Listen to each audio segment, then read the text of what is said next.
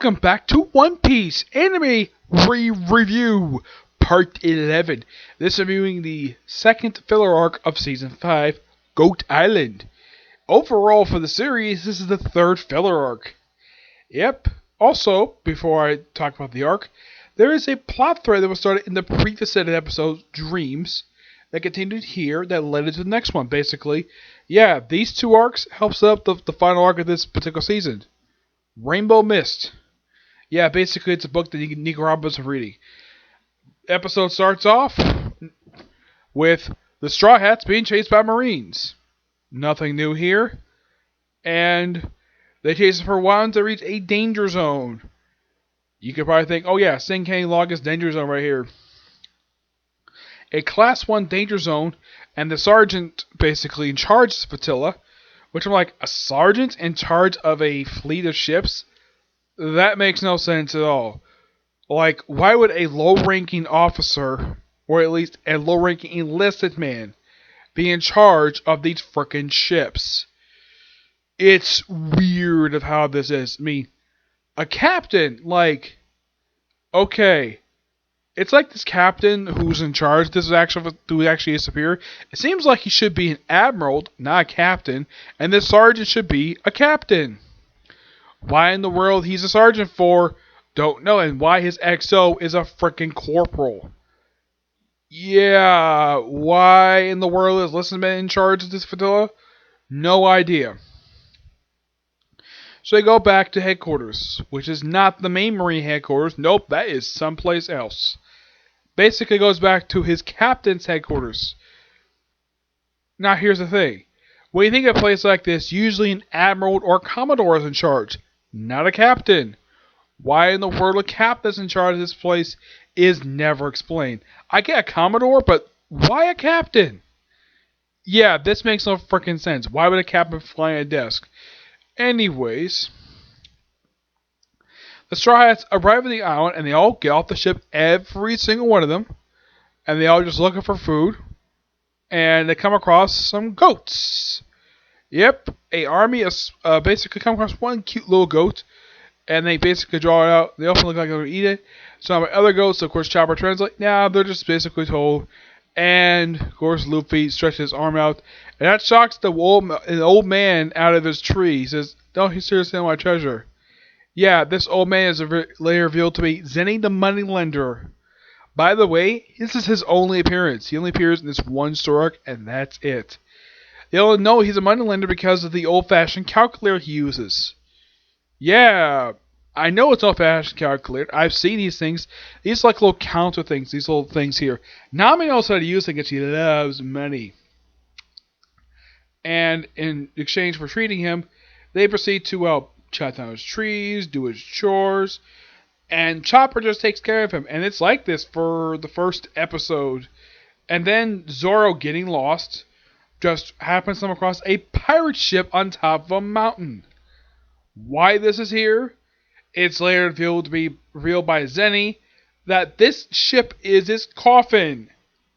Why in the world a pirate ship is his coffin, I have no idea. He doesn't explain of how he got here. Yes, and he was shipwrecked on this island 20 years prior to this episode. So basically, he was shipwrecked here like 2.5 years before Gold Roger was executed. And here's the thing. He had a dream to become king of the pirates, even though he wanted to get basically with money first. He said that would lead his way to there. Nope, and of course Luffy tells him, it doesn't matter if you want to become a pirate. You want to become a pirate, go right ahead. Which, okay, that's quite ingenious, the fact he would do that. Probably because his idol was also one of the 4 emperors of the sea. Red hair Shanks. Yep, and yeah, oh, and by the way, his treasure are actually his goats. And there's a reason for that. The reason? Because they ate his money. That's why there is treasure. Yep. And the sergeant, who basically had to flee, had to apologize to his captain for retreating because of the danger zone. And later finds out, there's a mysterious island. We need to find out who's there. Oh, it's Zenny the Moneylender. Apparently, now I'm not surprised the Marines know about him because The Marines practically know about any big name pirate. And well, he comes back. He comes back and comes to the island. And they're surrounded like, oh yeah, we're here to do a survey. And like, yeah, and all of a sudden he captures Zoro and Zenny off screen. And the reason is here for the treasure. How the heck? Now, I get how they know about Zenny and Mudlander. That's fine. How they knew he had money, that's probably a guess. They probably did. Of course, that's really true. And yeah, he turned his gold he got into cash, which got eaten by the goats. And then Luffy basically realized though that this Marine is completely utter stupid. Beats him and his men up really easily, him along with the Stryads. They tie him up really tight, and then basically I think it's Usopp basically toss a little over there, and of course they toss him right onto the captain's ship. And he proceeds to have the man arrested for lying to him and get him court-martialed. And it's like, I'll give you time to basically leave the island. We'll basically sell our duel someplace else. You pick the place.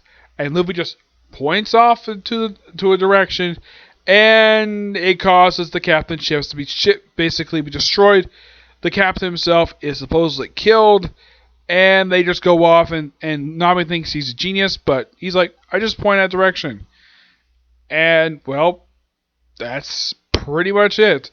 It's a great little mini arc for the series, and this arc is basically it's a three-way tie for the shortest arc of the second shortest arc of the entire series. The next time we have a 3-part story arc of the series is actually Spa Island. Yes, Spa Island. There's a few 3-parters throughout the course of the series. There's even one coming right after Punk Hazard, believe it or not. Yeah, and then there's Marine Rookie. There's like roughly 3 of them as far as I can tell. Yeah, there are 3-parters. Yep. Throughout the whole series. And this particular arc was just pure fun. And it actually felt like though it was still advancing, even though it was a self-contained story. But it seemed quite strange though, like, here's the thing. It's like, okay, in the manga, after Straw Hats left Alabasta, now here's the thing, Straw Hats are back in normal clothes, not in the clothes they wore. In the previous arc, they were in the clothes they were wearing when they left Alabasta, now switched back to normal clothes. Here, they're back in normal clothes. Robin has changed clothes, finally, to wearing a Hawaiian shirt now. And unlike the previous arc was a series of standalone episodes, this one is a complete 3-part story. And was really good. Didn't feel rushed like a series had an episode something like this. But yeah, great 3-parter. And, well, next one is the Rainbow arc, which is basically what we're leading up to. Yep. The reason? Because Robin's been reading the book. Yep. Though she doesn't do a lot in this arc. I mean, she does a little bit more. In the last arc, she did nothing except sit and read. This arc, she did a little bit. It's almost like with this arc, she's basically like part of the crew, and she does a little bit of fighting. Use her move a little bit, but yeah, she actually used a lot better in this arc than in the previous arc.